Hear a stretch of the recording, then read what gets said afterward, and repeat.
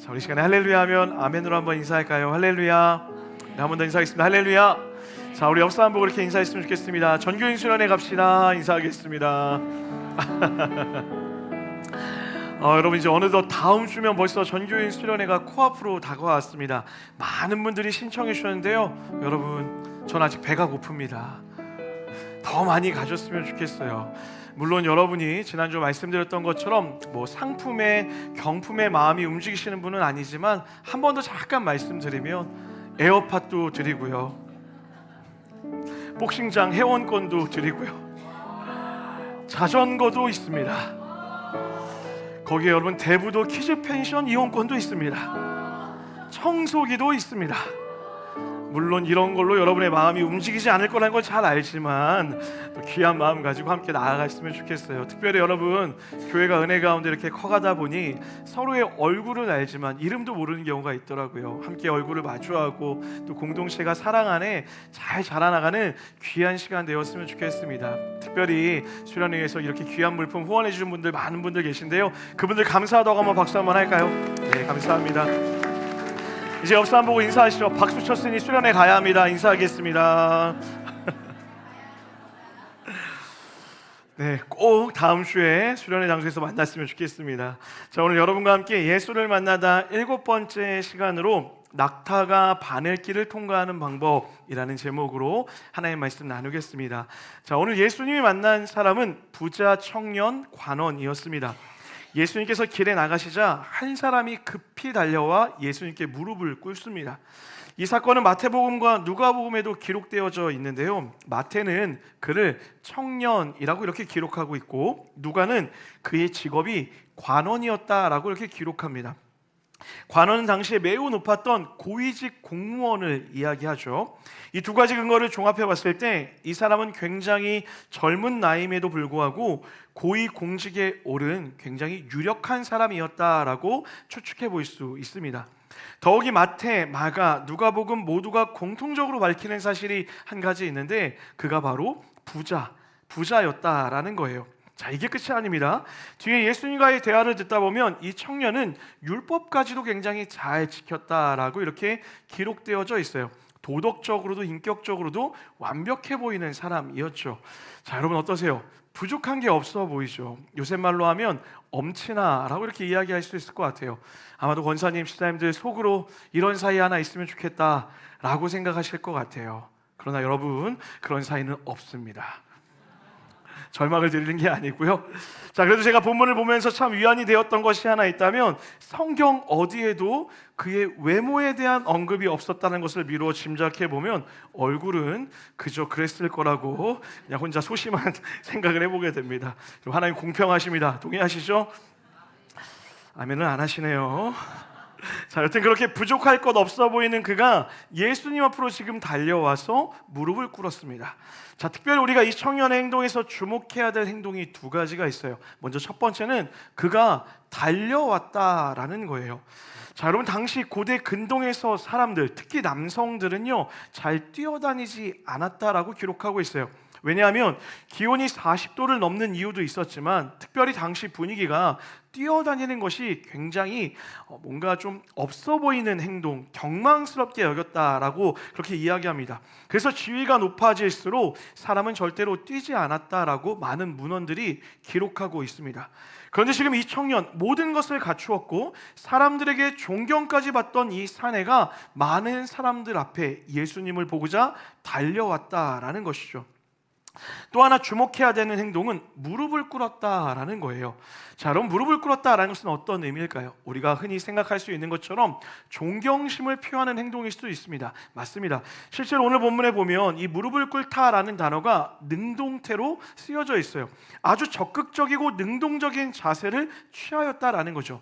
예수님을 향한 존경의 마음을 표현하는 게 맞습니다. 그러나 오늘 본문 마가복음에서는 특별히 이 무릎을 꿇다라는 표현이 또 다른 의미로 사용되어지고 있어요. 자, 우리 한번 따라하겠습니다. 치료가 필요한 사람. 자, 마가복음에서는 치료가 필요한 사람에 대한 이야기를 다룰 때마다 무릎을 꿇었다라는 이 단어를 선택하여 사용하고 있다라는 거예요. 자, 우리 마가복음 1장 40절을 같이 한번 읽어볼게요. 마가복음 1장 40절입니다. 시작. 예수께 와서 꿇어 엎드려 간구하여 이르되 원하시면 저를 깨끗하게 하실 수 있나이다. 자, 이렇게 마가복음은 치료를 필요로 하는 환자들이 예수님을 만났을 때, 그리고 아픈 곳을 치유받았을 때마다 꼭 예수님 앞에 꿇어 엎드렸다, 예수님께 꿇었다라는 표현을 사용하고 있다라는 거예요. 다시 말해 여러분, 지금 이 부자 청년이 예수님 앞에 무릎을 꿇었다라는 것은 겸손의 마음, 존경의 마음도 있지만 마가복음은 이 사람의 마음에 필요한, 치료가 필요한 병을 가지고 있었다라는 것을 보여주고 있다라는 거예요.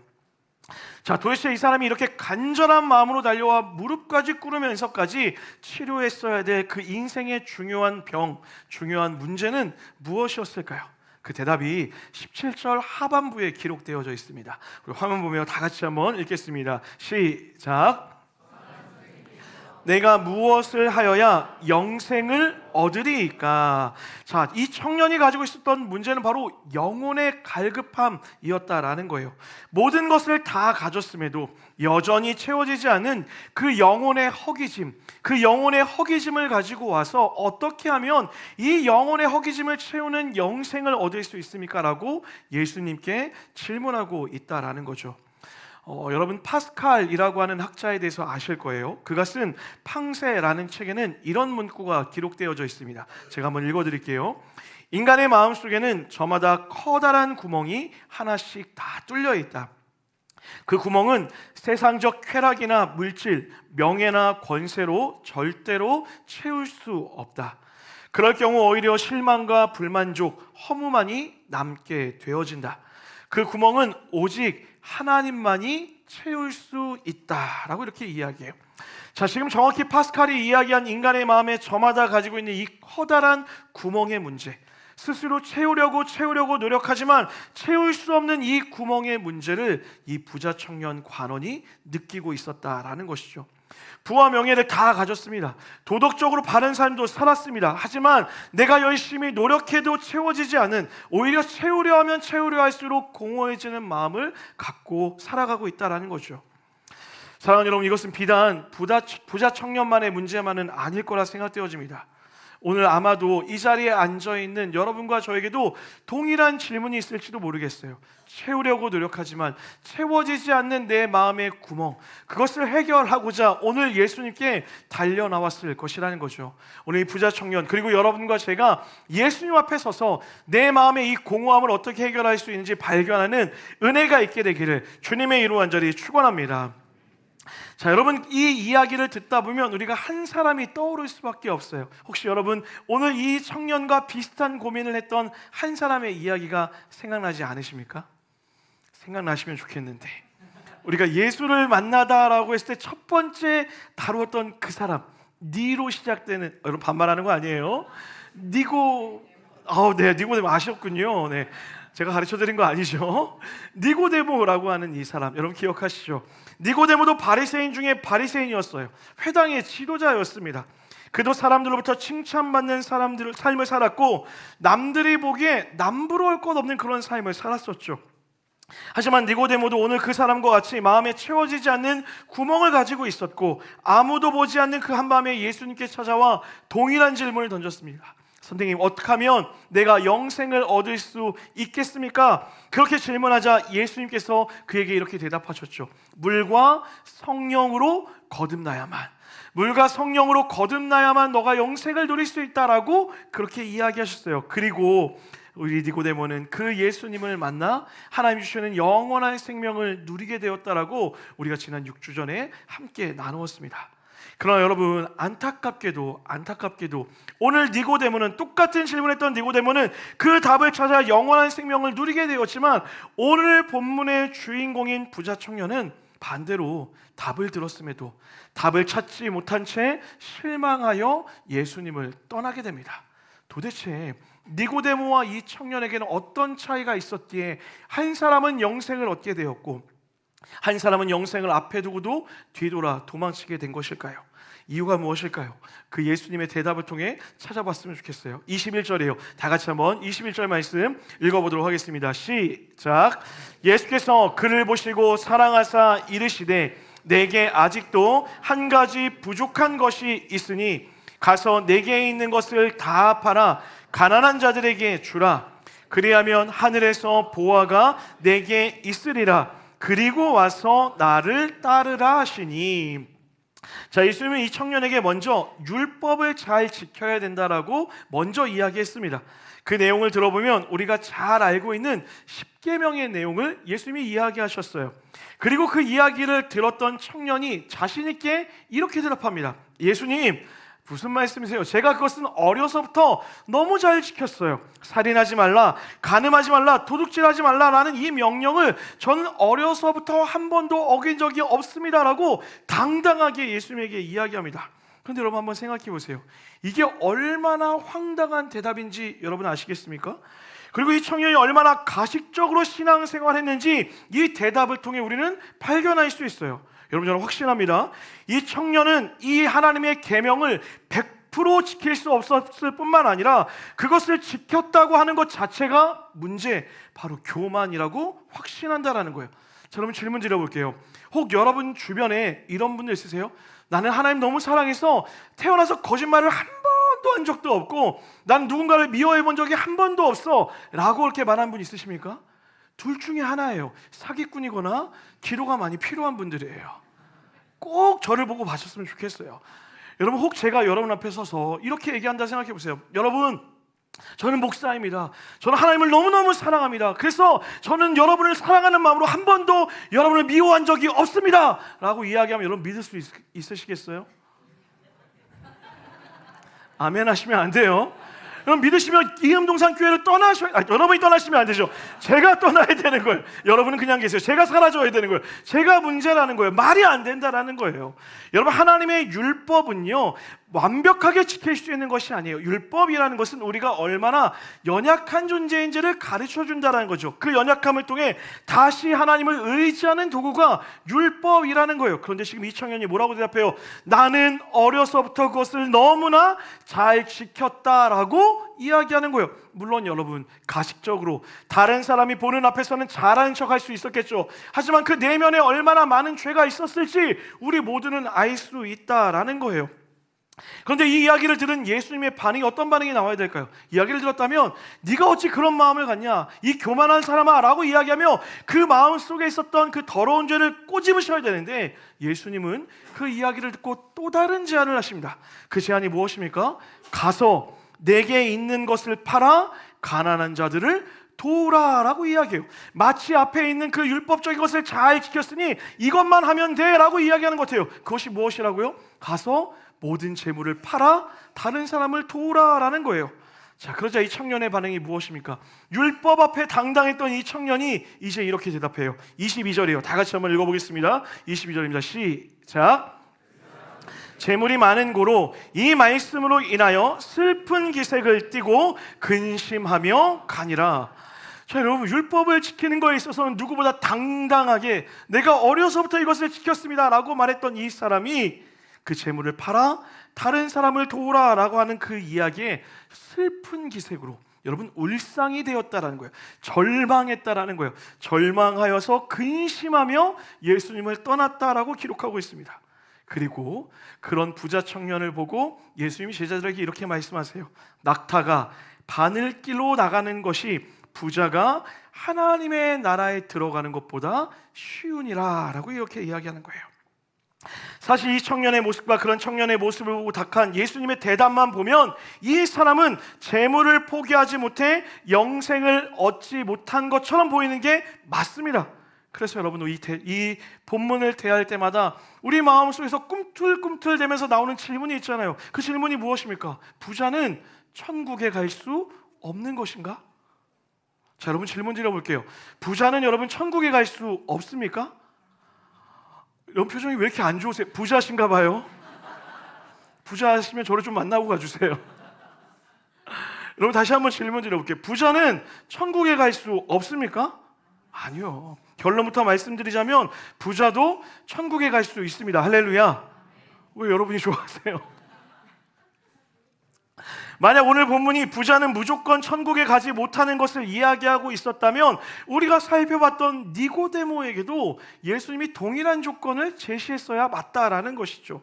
그리고 실제로 여러분 사도행전에 나오는 자색옥감 장사 루디아와 같은 대부호, 엄청난 부자였던 이 여인도 하나님의 구원을 받았을 뿐만 아니라 빌립보 교회를 세우는 귀한 일에 쓰임받기까지 하였다라는 거예요. 자, 그렇다면 질문해 봐야죠. 예수님은 왜 재물을 포기하라고 하시는 걸까요? 왜 그리고 부자는 천국에 들어갈 수 없다라는 그런 것처럼 이야기하시는 걸까요? 자, 오늘 본문에 나오는 재물, 이 재물이라는 단어는 헬라어로 끄데마라는 단어를 사용하고 있습니다. 다른 말로 이 재물이라는 뜻도 있지만 토지라는 뜻도 가지고 있어요. 다시 말해 지금 예수님은 이 부자 청년이 가진 토지에 문제가 있음을 꼬집어 이야기했다라는 것이죠. 여러분, 구약 율법에 따르면 분명 토지는 매매할 수 있는 것이 아니었습니다. 다만 임대할 수 있고 희년이 되면 임대 기간이 끝나는 즉시 그 토지를 돌려줘야만 했습니다. 그런데 지금 재물, 즉 토지가 많았다라는 것은 토지를 돌려주지 않았다라는 증거이고, 이것은 남의 것을 계속해서 빼앗아 소유하고 있었다라는 것을 반증해주고 있다라는 거예요. 한마디로 도둑질했다라는 거예요. 자, 여러분 한번 잘 살펴보세요. 19절에 보면요, 예수님이 이 사람에게 물었던 세 가지 내용이 있었죠. 뭐라고 물었습니까? 살인하지 말라, 간음하지 말아라, 세 번째가 무엇입니까? 도둑질하지 말아라 라고 이야기해요. 자, 그런데 여러분이 십계명을 아신다면 원래 세 번째 계명은 이렇게 쓰여지지 않아요. 뭐라고 쓰여져 있습니까? 내 이웃의 소유를 탐내지 말아라 라고 이렇게 기록되어 있는 거예요. 그런데 지금 예수님이 십계명을 누구보다 잘 아시는 예수님이 그것을 무엇이라 바꿔 표현하고 있는 거예요. 도둑질하지 말아라 꼭 집어 이야기하고 있다라는 거예요. 왜요? 지금 이 사람이 쌓은 부가 도둑질, 즉 가난한 사람들의 것을 빼앗아 얻은 부였음을 예수님이 알았다라는 것이죠. 물론 이 부가 청년의 힘만으로 얻은 것은 아닐 거예요. 그 청년의 힘만으로 이 부를 쌓을 수가 없었겠죠. 아마도 부모의 재산을 물려받았을 확률이 높습니다. 그러나 중요한 것은 이 청년이 가진 부가 결코 선한 것이 아니었다라는 거예요. 그래서 예수님이 말씀하시는 거예요. 뭐라고요? 너가 또는 너희 가족이 빼앗았던 그것을 원래 자리로 돌려놓으라고 명령하고 있다라는 거예요. 사랑하는 여러분, 그러므로 오늘 예수님의 명령 무엇입니까? 가난해야만 천국 갈 수 있다? 아니라는 거예요. 가난을 택하라 라고 이야기하는 것이 아니라는 거예요. 예수님은 부자 청년이 앓고 있었던 내면의 질병을 꼬집어 이야기하는 거예요. 그 질병이 무엇입니까? 탐심과 탐욕이었다라는 거예요. 율법도 잘 지키고 재물도 많고 돈도 잘 벌고 가문도 명망 있고 집안도 괜찮은 청년이었지만 그 안에 버리지 못했던 그 욕심의 문제를 주님이 꼬집어 이야기하고 있는 거예요. 그래서 말씀하시는 거예요. 오늘 네가 치료받아야 될 것이 있는데 너 마음 가운데 있는 그 탐심과 탐욕을 버려야만 천국에 들어갈 수 있어 라고 이야기하는 것이죠. 다시 말해 탐심을 가진 자들, 탐욕을 가진 자들은 낙타가 바늘길을 통과하지 못하듯이 천국에 갈 수 없다라고 예수님이 이야기하는 거예요. 사랑하는 여러분, 우리는 반드시 기억해야 합니다. 엄밀히 이야기하자면 부자가 되는 것과 가난해지는 것은 예수님 믿는 것과 1차적인 관계가 없습니다. 오늘날 기독교의 가장 큰 실수, 가장 큰 문제가 무엇입니까? 예수를 잘 믿으면 무조건 풍요로워지고 무조건 부자가 된다라고 잘못 가르치고 있다라는 거예요. 그러나 사랑하는 여러분, 예수 믿으면 무조건 부자가 되고 무조건 성공하고 무조건 순탄하다라는 말은 참 신앙은 아닙니다. 그것은 미신이고 기복적 신앙일 수 있다라는 거예요. 반대로요, 예수를 믿는다고 그럼 다 가난해져야 될까요? 그것도 아니라는 거예요. 물론 훌륭한 가난은 있을 수 있습니다. 그러나 가난 자체가 훌륭함은 아니죠. 그래서 가난이 우리의 삶의 능력이 될 수도 없다라는 사실이에요. 여러분, 살다 보면 부유해질 수도 있어요. 살다 보면 가난해질 수도 있습니다. 살다 보면 성공할 때도 있고 살다 보면 실패하는 순간도 있을 수 있다는 거예요. 살다 보면 삶이 순탄할 때도 있고 순탄치 못한 순간도 있을 수 있습니다. 중요한 것이 무엇이냐라는 거예요. 부해졌을 때에도 하나님의 영광을 위해 부를 사용해야 되는 것이고, 때로는 가난에 처했을 때도 하나님이 주신 것에 자족하며 살 수 있는 것, 이것이 믿음의 태도라는 거예요. 이런 삶이 어떻게 살 수 있습니까? 그 마음에 탐심과 탐욕을 없앴을 때만, 그 안에 탐심과 탐욕이 없을 때만 그렇게 살 수 있다라는 거예요. 사랑하는 여러분, 저는 간절히 소원합니다. 우리 이음농산의 모든 성도들이 하나님 보시기에 합당한 부자가 되기를 주님의 이름으로 간절히 축복합니다. 여러분 아멘 하셔도 돼요. 괜찮습니다. 다시 한번요. 저는 간절히 소원합니다. 우리 사랑하는 이음의 모든 성도들이 하나님 보시기에 합당한 부자가 되기를 주님의 이름으로 간절히 축복합니다. 단 하나님이 기뻐하시는 부자요, 청빈하게 사는 것만큼 아름다운 청부의 삶을 꿈꾸시는 우리가 되어야 된다라는 거예요. 내 안에 더러운 탐심과 탐욕을 버리고 하나님의 일에, 하나님 나라에 합당한 곳에 여러분의 재정을 마음껏 사용할 수 있는 그런 하나님이 기뻐하시는 아름다운 부자가 되기를 소망할 수 있어야 된다는 거예요. 또한 때로는 내가 원치 않는 가난에 처할 때 좌절하고 절망하고 쓰러져 있는 것이 아니라 주실 은혜에 자족하며 감사하며 주실 은혜를 사모하며 살아갈 수 있는 믿음의 태도 또한 우리 가운데 있어야 된다는 거예요. 어떻게 해요? 내 안에 탐심과 탐욕을 죽여가면서, 끊임없이 올라오는 그 탐심과 탐욕의 마음을 죽여가며 하나님으로 충분하다는 믿음으로 살아갈 때 주님이 우리 안에 영원한 생명의 기쁨을 주신다라는 거예요. 우리 사랑하는 이의 모든 성도들이 그렇게 하나님 안에서 내 안에 더러운 탐심과 탐욕은 다 비워내고 하나님이 주셨을 때 감사할 줄 알며 없을 때 자족의 마음으로 고백할 줄 알며 이 땅에서 영생을 누리며 살아가는 여러분과 제가 되기를 주님의 이름 간절히 축복합니다. 자, 그런가 하면 이제 주님은 제자들에게 그 마음의 구멍을 메꿀 수 있는 진짜 중요한 방법을 이렇게 소개하고 계세요. 27절이에요. 다 같이 한번 읽어보겠습니다. 27절입니다. 시작.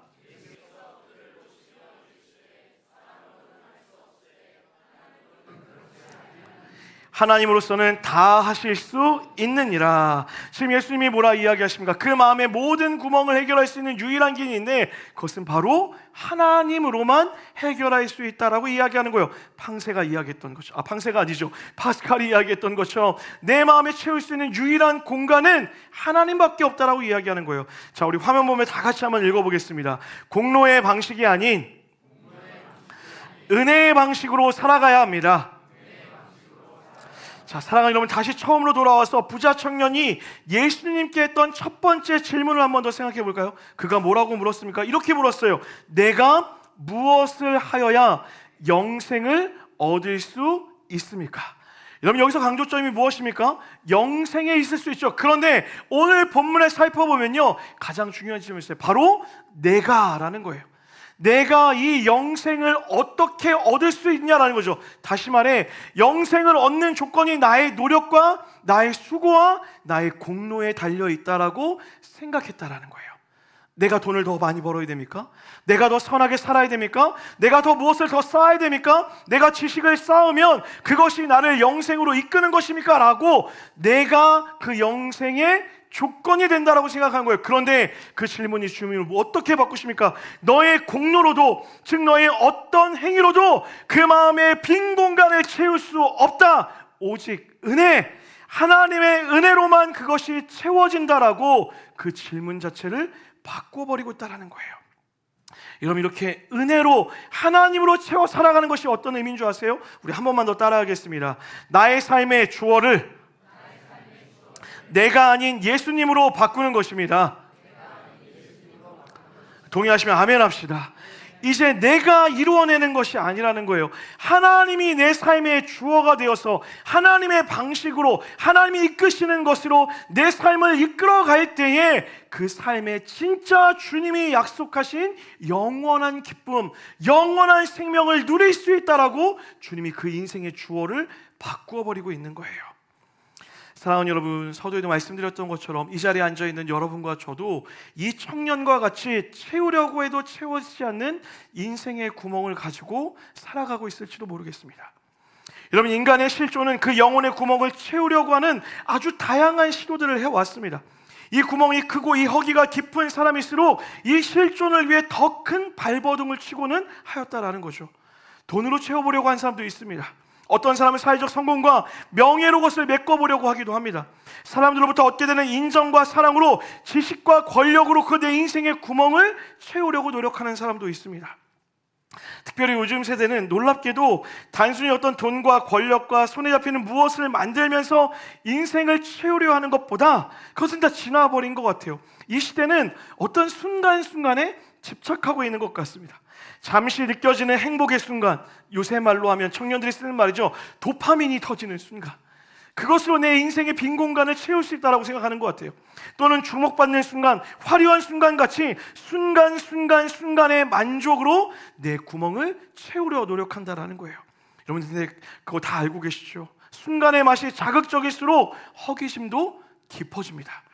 결국 순간의 연속은 영원으로 이어지지 못하고 더 강한 도파민, 더 강한 만족, 더 강한 행복을 쫓아 살아가게 된다라는 거예요. 그러면 그럴수록 우리의 인생의 구멍은 채워지지 않고 오히려 더 커져만 가는 것입니다. 사랑하는 여러분, 기억하십시오. 순간의 행복, 조각조각들로는 절대로 우리 영혼의 허기를 채울 수 없어요. 순간은 영원이 될 수 없다라는 거예요. 그래서 우리는 우리 스스로 내가 이것을 채우려고 하는 헛된 도전에서 멈춰서야 되는 거예요. 다시 말해, 내 인생의 주어가 나로 살아가는 그 착각으로부터 벗어나야 된다라는 거예요. 사랑하는 여러분, 혹 여러분 중에 지금 그 인생의 구멍을 가지고 이 자리에 와 계신 분들이 계시다면, 오늘 그 인생의 구멍에 나의 노력과 나의 수고를 채우는 것이 아니라 하나님으로만 채우시는 여러분의 삶이 되기를 주님의 이름으로 간절히 축복합니다. 여러분, 이것이 바로 공로의 방식이 아닌 은혜의 방식으로 살아가는 거예요. 내가 한 것이 아무것도 없음에도, 내가 노력한 것이 아무것도 없음에도 그저 하나님이 찾아오셔서, 그저 하나님이 채워주셔서 누리는 그 은혜로 우리의 삶을 살아가게 된다는 거예요. 여러분, 오늘 이 예배가 그런 예배 되었으면 좋겠습니다. 부자 청년 관원과 같이 예수님 앞에 서오는 거예요. 어떤 마음으로요? 하나님, 제가 이런 삶의 노력을 해봤습니다. 그러나 내 마음에 이런 공허함들이 있습니다라고 발견할 수 있어야 된다는 거예요. 어떤 사람은 부자 청년과 같이 그 마음의 중심에 돈이 있을지도 모릅니다. 어떤 사람은 그 마음의 중심에 소비가 있을지도 몰라요. 어떤 사람은 그 마음에 예수님 앞에 서보니 그 중심에 생존이 있을지도 모릅니다. 모든 사람은 모든 것에 사로잡혀서 그 중심을 그 삶에 얽매여 살아가게 되어 있죠. 그것을 중심으로 삶을 이해한다라는 거예요. 돈에 잡힌 사람은 모든 것이 돈으로 보일 거예요. 취미에 사로잡힌 사람은 모든 것이 즐거움과 취미로 보일 거라는 거죠. 상처에 사로잡힌 사람은 모든 것을 상처로 해석하게 된다는 거예요. 그러나 우리가 하나님의 사랑에 사로잡히면, 하나님이 내 인생의 영혼의 중앙에 사로잡혀 있다면, 하나님의 사랑의 눈으로 내 인생을 다시 재해석하게 된다는 거예요. 여러분, 그런 의미로 봤을 때 믿음은요, 하나님의 사랑을 중심으로 내 삶을 재해석해내는 것입니다. 전 여러분이 이런 믿음의 재해석이 있었으면 좋겠어요. 하나님으로 인하여서 내가 가진 부를 다시 보고, 하나님으로 인해서 내가 가진 가난을 다시 보고, 하나님으로 인해서 내 안에 있는 상처를 다시 보고, 하나님이 가진 시선으로 내가 가진 모든 것을 다시 모아서 재해석해낸 삶으로 내 삶 가운데 내가 이끌어가는 삶이 아니라 하나님이 이끌어가시는 삶을 통해 오늘 여러분의 삶에 주시는 그 영원한 기쁨, 영원한 생명을 누려야 된다는 거예요. 주님이 오늘 여러분에게 그렇게 초대하고 계십니다. 사랑하는 여러분, 전 여러분과 제가 하나님을 우리 마음의 중심에 모셔두고 주님이 내 인생의 구멍을 메꾸실 뿐만 아니라 더 큰 기쁨과 은혜로 채우실 것을 믿음으로 주님과 함께 걸어가시는 여러분과 제가 되기를 주님의 이름으로 간절히 축복합니다. 말씀 마무리하려고 합니다. 자, 여러분, 오늘 본문 속에 부자 청년이 예수님께 질문을 할 때 그가 사용했던 질문에 시제가 있어요. 그 시제가 미래 시제였습니다. 무슨 말입니까?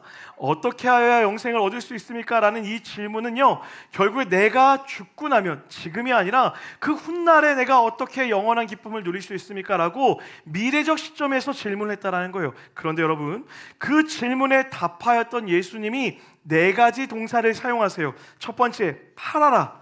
두 번째, 주어라. 세 번째, 그리고 돌아와라. 그리고 마지막 뭐라고 합니까?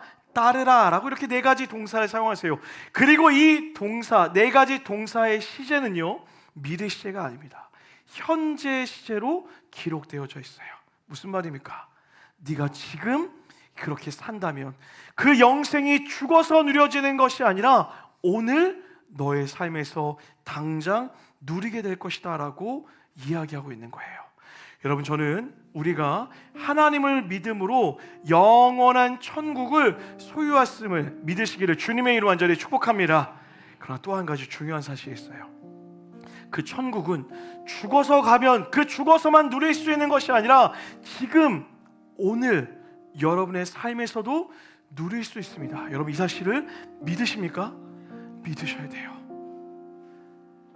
그것을 믿지 않는다면 우리의 삶의 의미가 사라진다고요. 그냥 바로 죽어버려야 되는 거잖아요. 왜요? 천국이 진짜 삶이라면요. 하나님은요, 그 영원한 천국도 약속하셨지만 동시에 오늘 이 삶에서 우리가 가진 것을 팔고 주고 다시 주님께 주님을 따라 살아가면 이 땅에서 영원한 생명을 누릴 수 있다라고 말씀하고 있는 거예요. 어떤 자들에게요?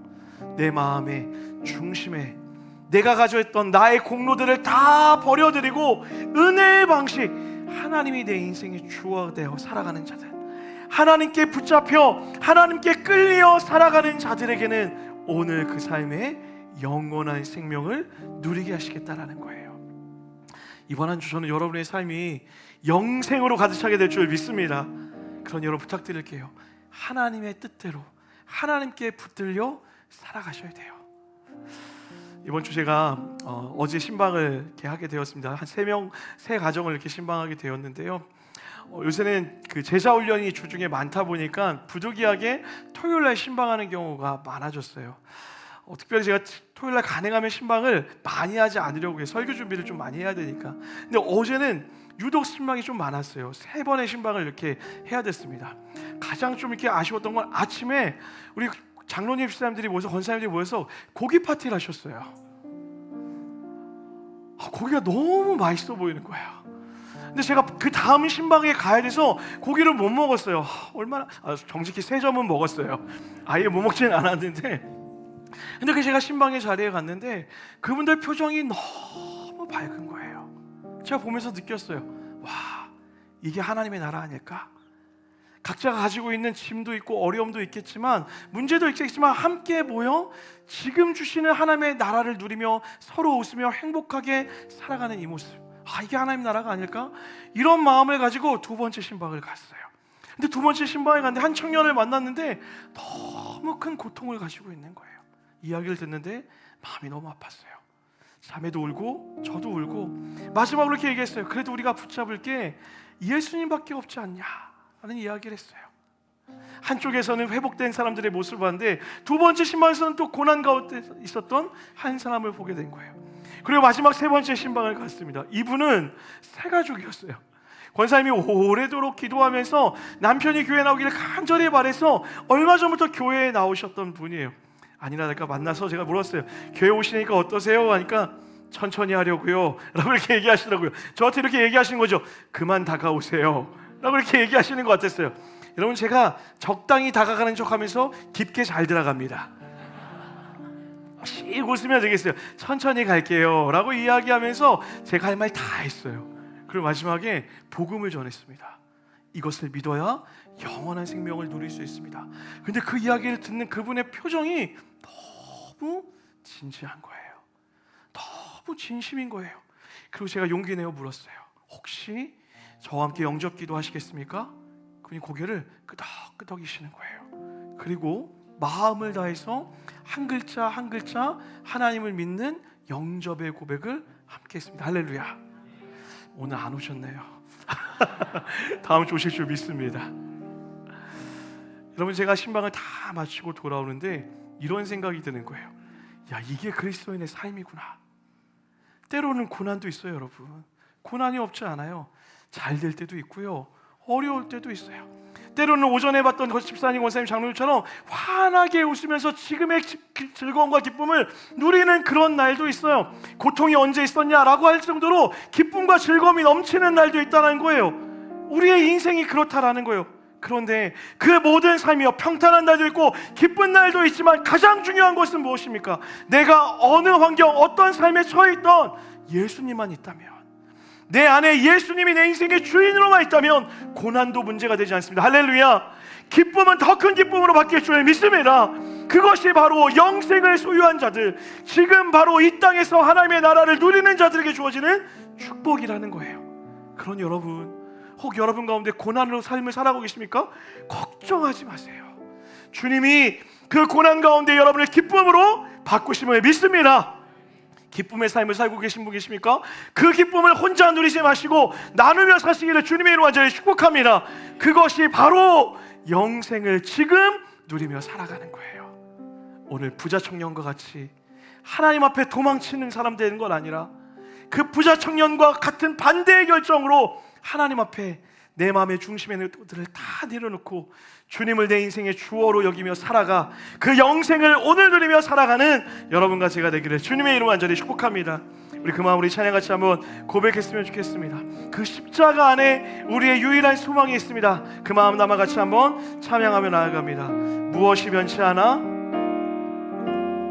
무엇이 변치 않아 내 소망이 되며 내 소망이 되며 무엇이 한결같아서 무엇이 세상의 어떤 것도 한결같을 수 없습니다. 여러분, 내 삶을 품으리 내 삶을 품으리 어떤 사람도 우리를 만족하게 못합니다.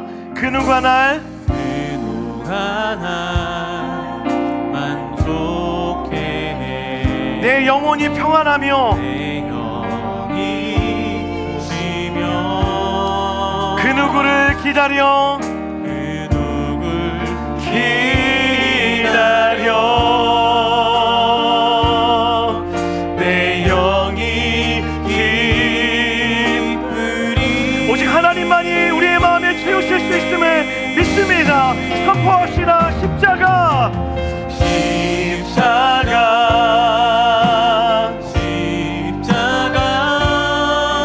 그 그늘 아래 내 소망이 십자가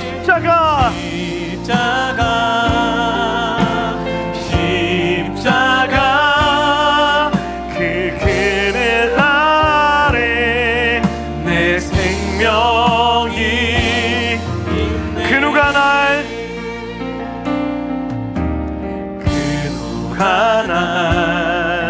만족해 내 영혼이 쉬며 내 영이 쉬며 어떤 것도 우리의 마음을 채울 수 없습니다. 그 누굴 기다려 오직 주님만이 그 십자가만이 내 영이 여러분과 저의 삶의 유일한 기쁨 되신 줄 믿습니다. 우리 선포하며 찬양할까요? 십자가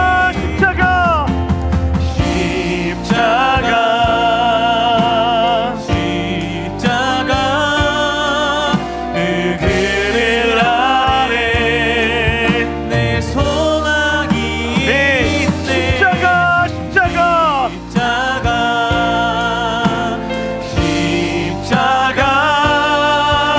그 그늘 아래 내 생명이 우리 한 번 더요.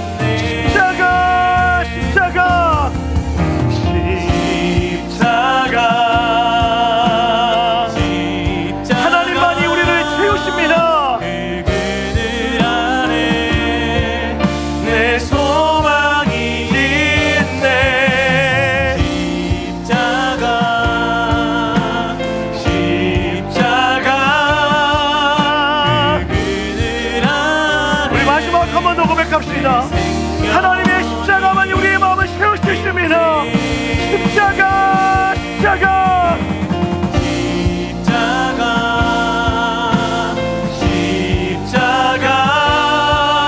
그 그늘 아래 내 소망이 있네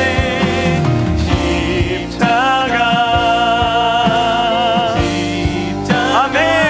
그 그늘 아래 그늘 아래 내 생명이 있네. 이 시간에 기도했으면 좋겠어요. 여러분 정직하게 하나님 앞에 서봅시다. 그리고 이 부자 청년과 같이 지금 내 마음의 중심에 내려놔야 될 것이 무엇인지, 그것 없으면 내가 살 수 없다 여기는 그것이 무엇인지 오늘 하나님 앞에 고백하고 내려놓읍시다. 그리고 그 마음의 중심에 그것이 아닌 하나님을 모셔둡시다. 하나님이 내 인생의 주어가 되게 하여 주시옵소서. 주님이 내 삶을 이끌어가게 하여 주시옵시고 주님으로 인한 내 삶에 영원한 기쁨 있게 하여 주시옵소서라고 우리 시간에 마음을 다하여 간구하며 기도하며 나아갑니다. 기도합시다. 하나님 시간에 마음을 다하여 간구하며 기도하며 나아가오니 우리 마음의 중심에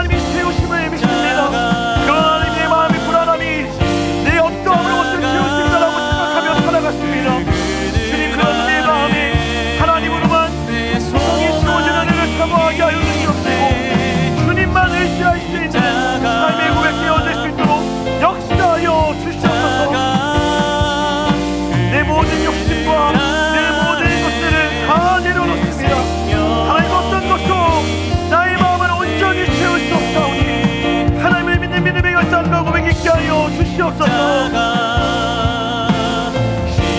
십자가 그 그늘 아래 소망이 있네. 십자가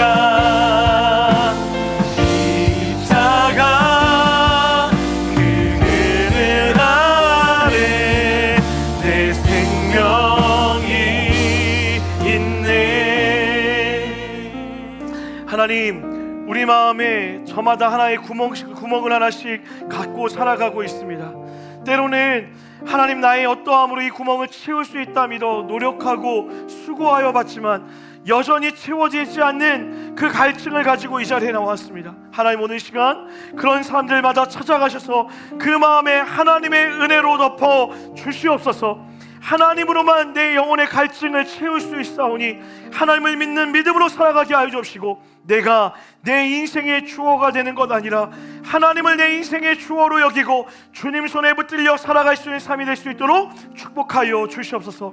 그래서 주님, 이 한 주가 하나님께 붙들려 살아감으로 주어지는 영생의 기쁨을 누리는 한 주 되기를 원하오니, 사랑하는 우리의 모든 가족들 한 사람 한 사람의 모든 삶의 여정마다 하나님이 주시는 기쁨의 은혜가 넘쳐나게 하여 주시옵소서. 무너진 마음 있습니까?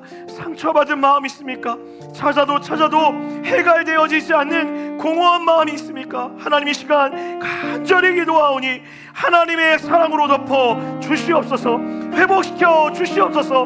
은혜로 세워 주시옵소서. 그렇게 우리의 삶을 온전한 은혜로 회복시키심을 믿사오며 이 모든 말씀 살아서 역사하시는 예수님의 이름으로 기도드렸습니다. 아멘. 우리 하나님께 감사와 영광의 박수 한번 올려드리겠습니다. 아멘.